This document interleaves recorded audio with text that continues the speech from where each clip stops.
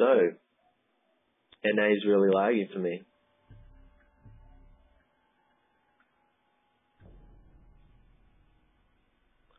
There we go, I found him.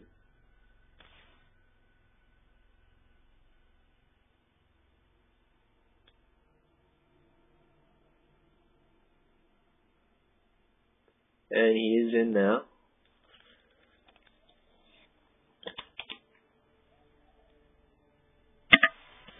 Alright. Looks like we have both players here. Let's see if they're ready to go.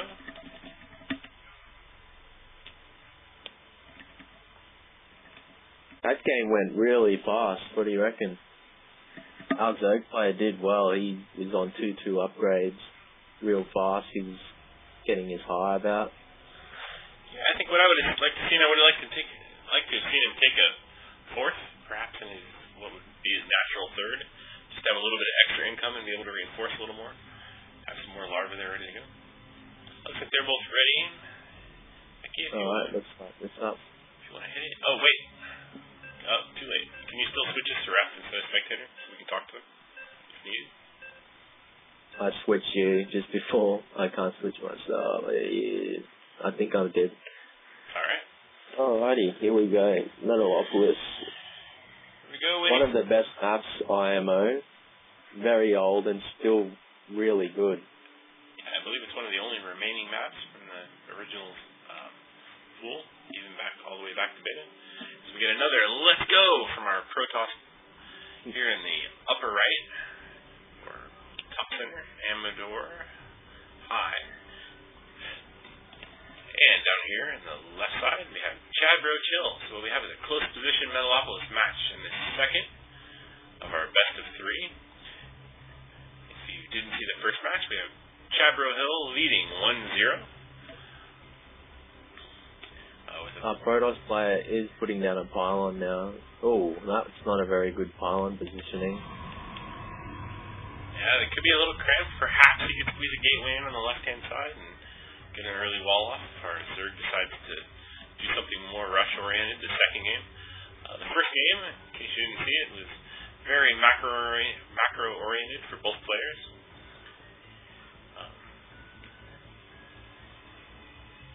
Our Zerg player is scouting now, and the Protoss just lost his scout, so he's going to have no idea what's going on in the Zerg space. And as we like to do at the beginning of games, we're checking out the APM. The Protoss leading with 130 average so far to 80 for the Zerg. Both these players are in the Platinum League and both fairly proficient, both with mechanics and with their ability to control their units. And APM plenty sufficient for a good Starcraft matchup. Our Zerg player did just steal the gas then. That might be a problem for the Protoss player if he doesn't... Oh, he did cancel it. He's going to get a little harassment from this probe if he chooses to take it back again. Protoss saying, my gas! Zerg deciding not... he takes it. Zerg deciding not to take the other one. He does scout the expansion, so he knows exactly what's going on. I will have to say, if we look at the ramp for the Protoss player, the pylon placement turned out to be pretty okay here. Starting a little tunnel over to the left there. And once again, we have the Zerg fast expanding. We have an expansion before a pool. We see the pool placement being blocked by the probe. Oh, that was a good block. Oh, he doesn't know that it's blocked. Has not figured it out yet. 300. And there we go. Yeah, not too bad. He was able to do a good job of macroing there, both putting it in the pool and being able to build another Overlord. Overlord, yeah. Excellent. Our Protoss player is actually not cutting workers this time. And he did put 2 gates down once again. So if you were to build on the last game, get a couple of zealots out, actually go push with them in close position this time, you could very easily catch the Zerg before he would have the opportunity to get any crawlers down, or maybe kind of just as he was able to plant them. As we see the first zealot is actually set up to go over to help work on that extractor. I would prefer him to ignore the extractor for a little while and rather see those zealots going and engaging the Zerg. Our Zerg player did start up 2 queens straight away. Now here's my question for you. Do you see the same thing that I do? Oh, there's a little gap there on the left where the zealots would be able to get out. Oh, and he just ran past the scout. I was worried he wasn't going to be able to get out. He'd have to kill a pylon in order to be able to get out with the zealots. Alright, so, once again, with the timing from the Protoss being a little late for getting those zealots out, we have 2 spine crawlers building in the natural of Chadbrochill. 2 lings on the field, another 8 coming out. He is getting out another zealot and a stalker, boosting his warp this time. You will notice that these 8 lings here could have been 4 drones, and with no pressure whatsoever coming from the Protoss. That early income just builds and builds and builds as you examine it later in the game. And he does start up +1 weapons very fast. And I think that the Zerg is going to find out, since there's no expansion here, and these 3 zealots and the stalker are going to make quick work of those lings if he doesn't run away. It does look like Protoss player is saving up for a Nexus. There we go. He does put it down. Speed is almost done, so he's got to be careful. He needs some sentries out. Ooh, he is supply capped again. That's not good.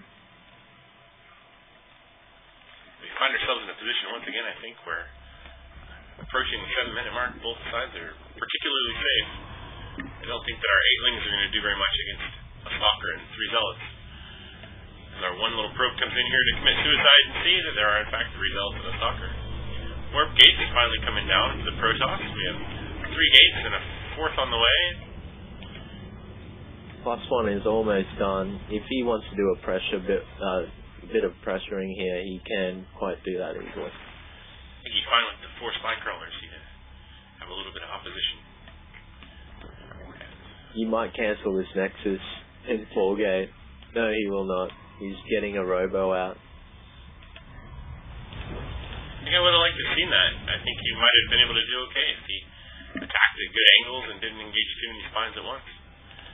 Chadbrochill sitting here with 3 drones in his army. Out by the spines, not mining. He's actually got 4 there, wow. That's a lot of drones just sitting there doing nothing. Yeah, he pulled the lings away from him. Maybe he'll get him to work now. No, he sees them, finally. Very nice. The Robo Bay is almost up. Robo Facility, and the Twilight Council is 30% done. No upgrades once again on the forward. And heading towards Colossus, the robotics bay going down now. Gonna get an observer out. Very nice. He learned from his last match. He didn't have an observer, and it ended the game for him. Chadbrochill now with his extractors finished in his natural, not having moved any drones over there just yet. Switching back to the production tab, we see that Zerg has nothing producing right now. He just lost a few probes there. Oh, and no Zealot. Oh, he blocked himself out. That's not good. And right into the mineral lines, get obliterated by a bunch of probes. The probes did a good job. There we go. He did not lose the probe in that engagement. I think he lost 4 or 5 of them. Did he really? Yep. If I press the right buttons here, we can figure out what the workers... I am failing to figure out what the buttons are. Here we go. He did lose a few in the match, but I did not see him lose any in his main. Here we go. The unit killed tab. We have the ability to check out the number of workers killed by each side, and we see that the Zerg has killed 9 of the Protoss workers compared to 1 drone killed.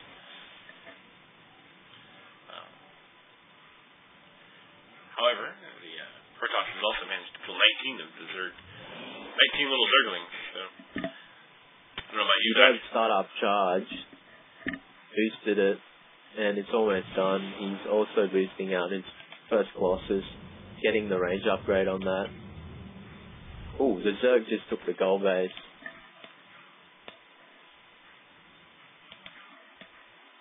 Alrighty. So once again, we see this push with 2 overlords from the Zerg. He tried this the last game and lost at least one of them. I think it would be a good idea for him to move those in and get a better idea of what the Protoss is doing. He didn't start his upgrades this time either. I'm not sure he knows what he wants to upgrade yet without scouting information. We do, however, see passaging lands on the way, so... He does see everything. Infestors coming soon from the Zerg. Range is almost done. Yeah, He is cutting workers at the moment. No roads being built at all. So check this out. We have extended thermal lance underway, and we have an overseer sitting right next to it with 100 energy. Could easily throw a little contaminate on that and install the range for the Colossus. But that upgrade does complete, and the Stalker comes in to start zapping at the Overlord, saying, "Get out of my base." We do have a Spire at 40%. Now we have a whole bunch of drones moving over to the gold to start mining those faster minerals, and 3 spine crawlers. I find that's not going to work.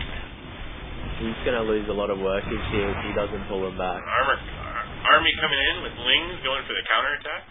Running by the Stalkers, running by the Colossus. And right into the mineral line. Great workers. I think that was a mistake by him. He just lost too many units then. Yep.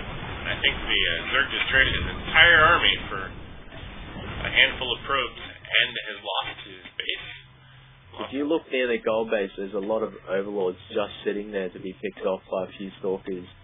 Yeah, I don't think our Protoss knows that, but with these sentries and stalkers, he could easily pick off a ton of those. They're now moving into the Protoss base. I see what's going on. He's faking a drop to buy himself some time. That's very smart. I would be pulling some probes if I were the Protoss, but now he's dropping creep. He's dropping creep. I don't think I've seen this before. I'm not sure. I've never seen this before. I don't even know what to say at the moment. I have no idea what he's doing. You got creep in your base. Oh, the Protoss is like, I don't care about creep, I'm gonna go attack you. Oh, we just lost a few overlords there. I don't think this is a good idea. This might supply captain, right? Well, he gets all of he's at 89 of 108 right now. And he's in a very bad position with a very bad engagement at the front. He's not using the... He has a few corruptors up, which are not getting a good engagement on the Colossi.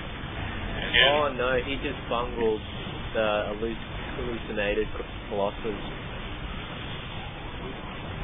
Oh no, as we see here, we only have 2 of the Colossus actually being real, and 2 of them are fake. And all of those infested turrets. Yeah. Oh, there goes the GG. I guess our Protoss player outplayed him this time. I didn't expect that after him being supply capped for so long. Twice. Yeah, I find that to be a rather surprising result as well. However, they are tying it up 1-1. And we will see what map the players wish to choose for their third matchup, concluding the best of 3.